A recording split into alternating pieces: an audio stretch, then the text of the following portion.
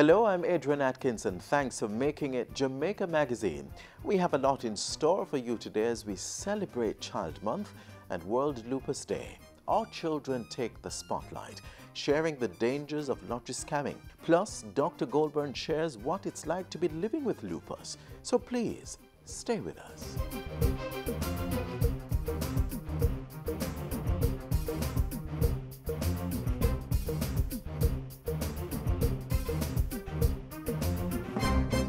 Don't make diseases spread. Wash your hands with soap and water instead. Wash them regular or use a hand sanitizer. Make sure the germs them dead.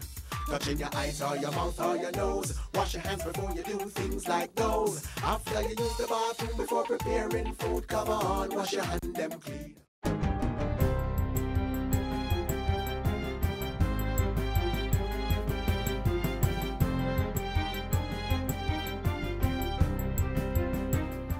Good day, I'm Theodore Henry, and this is your JIS News for Thursday, May 10. Government is intensifying efforts to disrupt organized criminal gang activity and restore law and order to affected communities. National Security Minister Dr. Horace Chang made the assertion in a statement to the House of Representatives yesterday. And rest assured, we will be going after these criminals, taking the proceeds out of crime, seizing their assets, and those assets which they have also placed in names of members of their families, which is a way of hiding their ill-gotten gains. Due to fallout from the drugs for gun trade and lottery scam syndicates, Minister Chang says Savannah Lamar, Negril and Grange Hill in Westmoreland have been classified as hotspots. Westmoreland in particular recently witnessed several killings, and intensified police response led to the detention of 93 persons, the arrest and charge of 13 gang members, and recovery of weapons and ammunition. The Honourable House should also note that as a means of sustaining progress, the JDF has re-established a forward operating base within Westmoreland at the Barnum Wharf and has commenced joint patrols primarily in the hotspot areas in the division. This is being supported by domestic patrols from the Westmoreland Police Division. He says internal security operations within the division will be increased, while the human and physical resource of the Morgansbridge Police District will be strengthened. On a broader level, the Security Minister says government will be developing a master plan to both improve public order and enhance access to social amenities in these communities. Law enforcement will also be working with the Financial Investigations and Revenue Protection Divisions to go after these criminals, their cronies, and support systems. The House of Representatives has passed the Child Diversion Bill. Diversion is a tool used primarily to put children who come in conflict with the law on a path away from the criminal justice system and its negative features. Justice Minister Delroy Chuck closed the debate on the bill during yesterday's sitting of the House. He asserted that passing the legislation and sending it to the Senate for their approval sends the clear message that Parliament is committed to saving our children and diverting them away from deviant and delinquent behavior. It is not our intention that these wrongdoers should just be charged, prosecuted, and incarcerated. We want to do everything within our powers to ensure that at every stage we give the child as much assistance to really lead on a straight and narrow path. The Ananda Alert Secretariat has recorded a decline in the number of children reported missing. The information was revealed by Education, Youth and Information State Minister Floyd Green in his sectoral debate presentation on Tuesday. In 2017, a total of 1,674 children were reported missing, which represents a 3% decline over the corresponding period in 2016.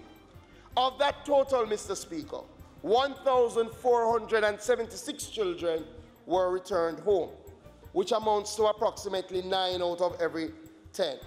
He says the ministry is working to ensure that those children who are returned home do not leave again. We have strengthened our partnership with the Victim Services Division, and last year we intervened in 600 cases, Mr. Speaker, to ensure that our children had the necessary counseling services. Government is working with Family Life Ministries to establish Jamaica's first privately run foster care program.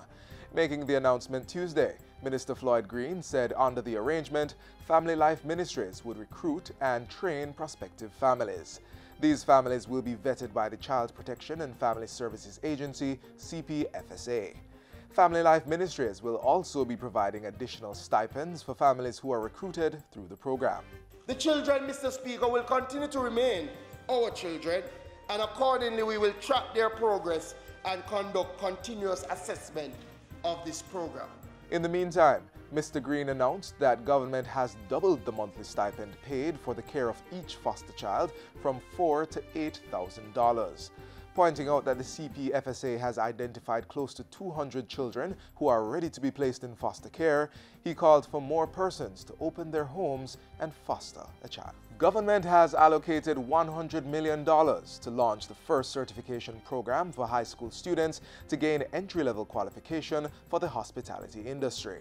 The Ministries of Tourism and Education are collaborating on the initiative. Training is a key part of the Human Capital Resource Development Program for the ministry. The Tourism Minister was making his contribution to the 2018-2019 sectoral debate in Tuesday's sitting of the Parliament. And finally, the Tourism Enhancement Fund, TEF, has started construction of the first of 5 artisan villages to be built island-wide. The first village will be located at the Falmouth Cruise Ship Terminal in Trelawney. It will house 300 shops where craft and other indigenous products are sold, as well as an area for locals to produce these items. The Tourism Minister says the completed facility is expected to complement the adjoining Falmouth Pier and significantly reposition it as the Caribbean's premier cruise ship port of call. And that artisan village will be completed by early next year.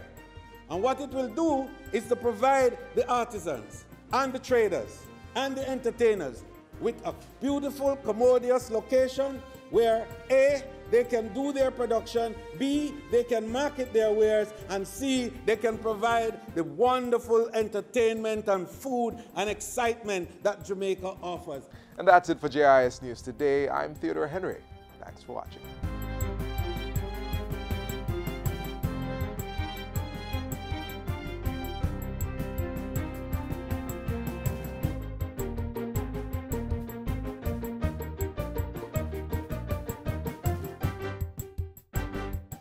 We are men with a message, and the youth them need to hear this. We know everything about thug life. Been there, done that. Prison and a nice place, stay in school. Serious thing we I tell you, and a joke thing this. You can't tell me about hungry. That's no excuse. Leave the badness alone. Nobody narrate you. Them just afraid of you. Live positive, remember. A gang is a dead end. A message from the Ministry of National Security. On that note, we share with you the Ministry of National Security's anti-lottery scamming campaign in schools. We know why, no let us scamming ya. We know why, no let us scamming ya. Wise up, you, Mr. F. Wise up, you. A scammer, you want me to turn?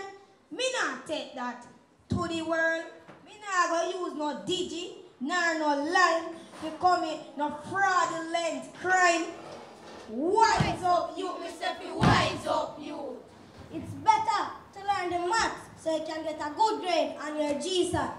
It's better to learn the communication task so it won't cause an alarm when someone you have to ask to fill out a simple form.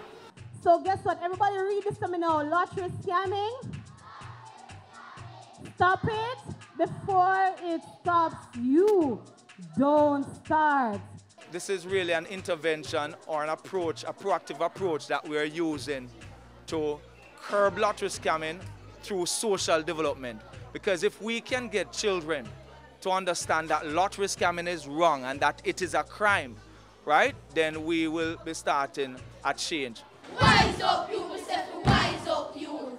My youth, my girl, don't be a phone confederate. That's not what it means to be literate. Use their knowledge, use their mind for the betterment of mankind. All of this is coming from my heart. So use education to play your part. Get a good education. Stop lotto scamming before it stops you. I want to ask you something this morning. Tell me, who wants to be scammed? Anybody here want to be scammed? That means you know what scamming is? Oh, you all know what scamming is? All right.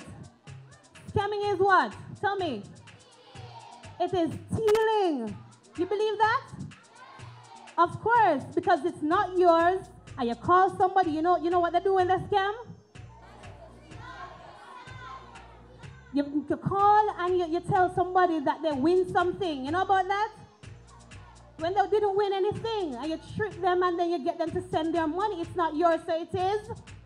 It is stealing, and it is a trick, and it is pretending. We know one, a lot of scamming ya. Learn alphabets and every little thing. Learn how to spell and their reading. Pay attention when teacher teaching. Run go to school before the bell ring. We know one, a lot of scamming ya. We are going to be targeting also the high schools and the community colleges. And we are also going to be targeting the parent-teachers associations, the parent-teachers meeting, because we have to spread the message. Lottery scamming is wrong. It's a crime. How can we prevent scamming? By not tricking people. Oh, give it up for him. Give it up. Come on, give it up for him. Such a brilliant young man. We have one more question. I'm going to ask you to give a statement. If you should say something to the scammers in Montego Bay, what would you say? They should not scam because it will make them go to jail. I think it is the way forward, not only for our school community, but also for the nation. I believe that the Mocha team is doing a good job, and I would just like to encourage them to continue to go into more schools, as lottery scamming must be stopped, and it begins with the younger generation. We know one, a lot of scamming ya. If you want to be something that you see and who do him running, put on the phone, don't call for ring. When the law catch you, ding-a-ling-a-ling. Use up your hand and do the right thing. When result come, We know one, a lot of scamming ya. We know one, a lot of scamming ya. We know one, a lot of scamming ya.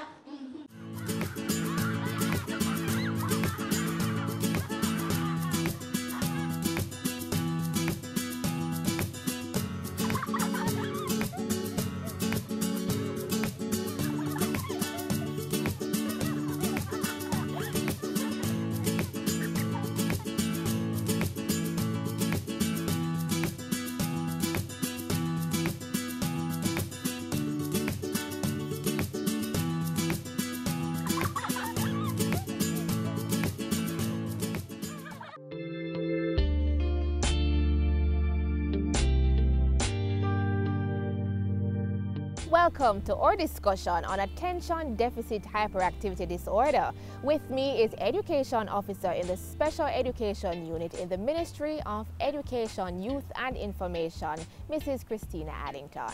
Welcome, Mrs. Addington. Thanks for having me. The ministry has established a student support team to assist students that are diagnosed with ADHD, as well as providing a learning environment tailored to their needs. What exactly is attention deficit hyperactivity disorder? Well, Joey, as stated in the name, attention deficit hyperactivity disorder is a behavior disorder, and its core symptoms are inattention, hyperactivity, and impulsivity. The disorder, for some unknown reason, is more prevalent in boys than girls. And the disorder is a common disorder, and we have up to 10% of the children being diagnosed as having attention deficit hyperactivity disorder. So how does it manifest itself? With students who are diagnosed with this disorder, we find that their inattention causes them in the classroom to not maintain focus for long periods of time. They are often daydreaming. Their hyperactivity causes them to be what they call restless, always fidgeting, squirming, can't sit down. Impulsivity. They are the ones who are always blurting out the answers, can't wait to take their turns, and always getting into little squabbles because of the impulsivity. They tend to act and then think about it after. So how does ADHD affect the student's ability to learn? Based on some of the characteristic features which I said, we know that it is normal child development allows for the children to be very active and not sitting down. But when it is chronic and when it is affecting their academic life and their social life, then they're usually referred for a diagnosis to be made. So if the inattention is way more than is expected for the level of the child's development, we don't expect a 3-year-old to sit down for 20 minutes. But a 10-year-old should be able to sit down for 20 minutes. So, we look at child development and see what is atypical about the development, and then the children are referred because we see the signals. They're referred for a diagnosis to be made. How is a diagnosis made of ADHD? For a diagnosis to be made, what happens? The diagnosis is made by a medical practitioner or a psychologist. It is not a single test that is done, but a number of rating scales are administered, and important to note is the fact that information is gained from both the academic setting, that's the school, and the social setting, so the home. So information is gained, is analyzed based on the scores from the checklist, then the diagnosis is made. It's important to note, as I said, that for the child to be diagnosed, the behaviors have to be observed across the settings. So it can't be that it's just being experienced at home and not in school, or at school and not at home. It has to be evident across the settings before a diagnosis, a concrete diagnosis is made. Do the parents come in? For the most part, yes. We embrace an inclusive approach to education. However, we find that with certain disabilities, if they are severe, then the children are not in the regular system, but they are in a special ed institution. Most children with attention deficit hyperactivity disorder, they are educated in the mainstream. And so what happens is through the special education unit and the special needs coordinators in the regions, we go out and we do presentations at schools. We also work with parents, so we work with the PTAs, we make presentations, we help parents to understand how is it that I can better help my child at home to cope and to be a success. Also, very importantly, as it relates to national examinations, if the relevant information is sent in, the documentation is sent in with registration, for all national exams, accommodations are granted to children diagnosed with ADHD. So we grant accommodations ranging anywhere from extra time to preferential seating to a prompter, depending on the severity of the diagnosis. And the extra time is a standard of 15 minutes, additional per hour that is given for the children. Preferential seating may be that the child is placed at the front of the room so that the invigilator, having noted on the paper that the child has a challenge, is able to give an eye to ensure that the child is kept on task. In more severe diagnoses, the child is assigned a prompter, and the responsibility of that prompter is solely to keep the child on task. So if the child is daydreaming or wandering off in his mind, just a gentle tap or nudge to help the child refocus. Mrs. Christina Addington from the Special Education Unit in the Ministry of Education, Youth and Information shared some vital information with us on how to effectively deal with children who are diagnosed with ADHD. And we want to thank her for joining us today. Thank you, Mrs. Addington. Thanks for having me. You're welcome. And until next time, see you around.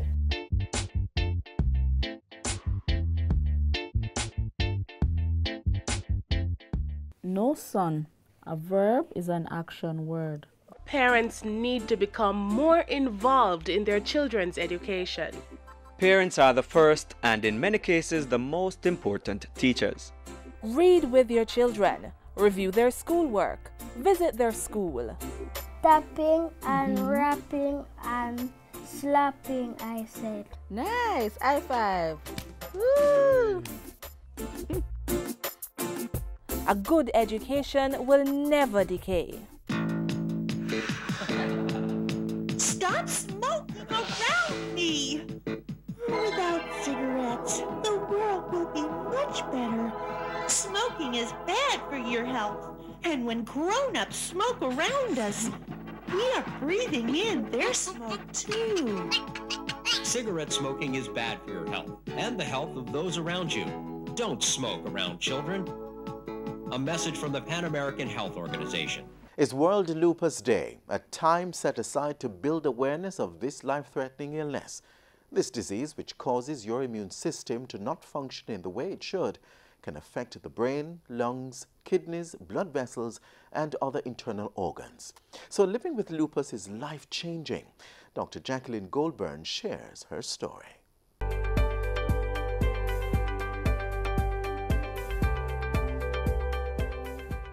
I was diagnosed with lupus in 2008, but from my own knowledge of what is happening, I must have had lupus all my life, as it were, because I've always been having symptoms. But the challenge that I had was that I was always misdiagnosed. And so that is the focus of my, the challenges in terms of, the doctors would think that I have something else and not lupus, but you'd have different symptoms. But I have systemic lupus, and lupus is not only systemic, but some persons just have what we call discord lupus or other little types, joint pains, and so on. But I have the full works.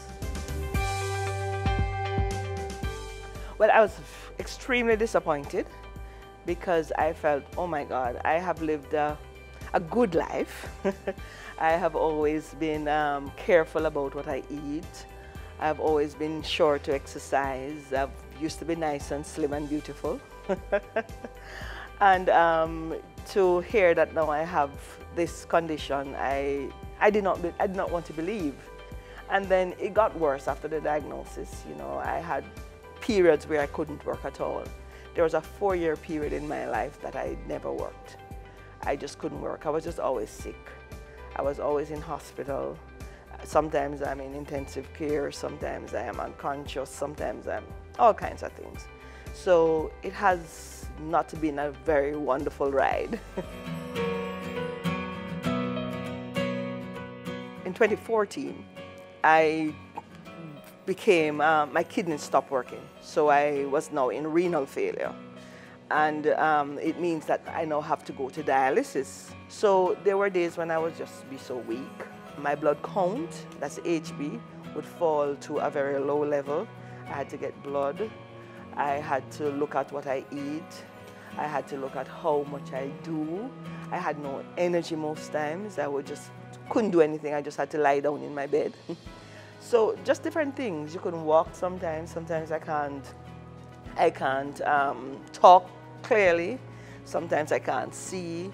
Sometimes my hands are so sore and I can't use them. Sometimes just different things. My lungs would fail. Different things would happen. So I've been through the ropes. Mentally, it was devastating because I feel that that's not supposed to happen to me. So I went through that period. I actually went through a period of severe depression. I was just so depressed. I could not help myself. There were days I just cry and cry and cry. And part of that too is the medication that I take. Some of the steroids make you depressed. And then you look into the mirror and you look at yourself and say, who is this? I don't know you. Can I tell you, I have learned to love life and to live. And that is what is important to me. Each day counts.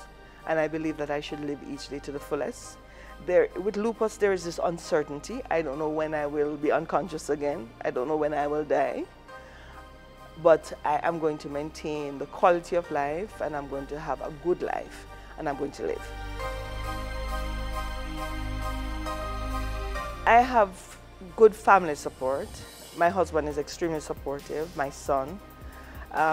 So I have them. And I have good friends. Good friends, the saying goes, good friends are better than pocket money. Then there's also the Lupus Foundation, which is important. There is a support group there. There are excellent rheumatologists there who will provide advice and help and care and just information. There's a whole host of books and tapes and all kinds of things that you can get information from. There is also the website that you can look at and get information as well. I've actually gone for job interviews and I know I don't get a job not because I'm not qualified, but because I have lupus. So employers need to understand that people living with lupus can actually contribute and, you know, make adjustments. There are days, for example, after dialysis that I will come to work a little bit late, but I will work later to make sure that the time is there. I have learned that it has no boundaries, it has no behavior, it has no conscience, it has no purpose, it has no time. It does what it chooses to do whenever. And therefore you need to be aware of yourself and what are some of the things that are your triggers, and therefore try to manage and monitor those. You must also be mindful of the medication that you have to take and take them carefully and take them well. You should also be mindful of your appointments with your doctors and make sure that you keep those appointments. I would say to you, help is available. Find some help, find some support. Talking about it helps. Don't feel that it is you are, because you're special or you're being punished why you have lupus, but recognize that this is just another thing that could happen to anybody, color, class or creed, rich or poor, man or woman. There are more women with lupus than men, but men have lupus as well. And so be aware of the symptoms, get help, get treatment. Don't hide away, don't think that people obey you, because Jamaica is famous for that. But know that this is a condition that can be controlled. It cannot be cured. It can be controlled and you can maintain a healthy life. Seek to work, seek to be involved, do what you're doing, treat whatever is happening. If it's depression, get it treated, get treatment, get help. Help is available.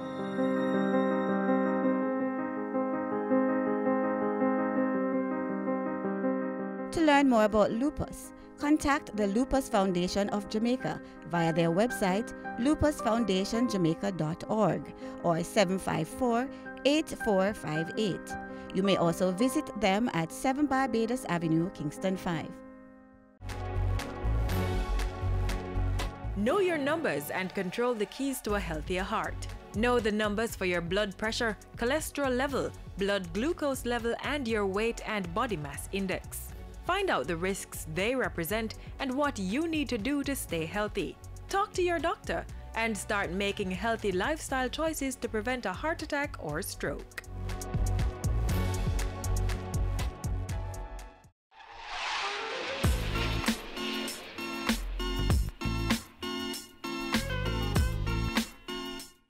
We've come to the end of our show, but certainly not the end of our connection. Just click on our website, jis.gov.jm, and while you're online, send your feedback to Jamaica Magazine at jis.gov.jm or via tweet at JIS News. Do join us again tomorrow for another informative program. On behalf of the entire production team, I'm Adrian Atkinson. Thanks for watching. This has been a production of the Jamaica Information Service, the voice of Jamaica.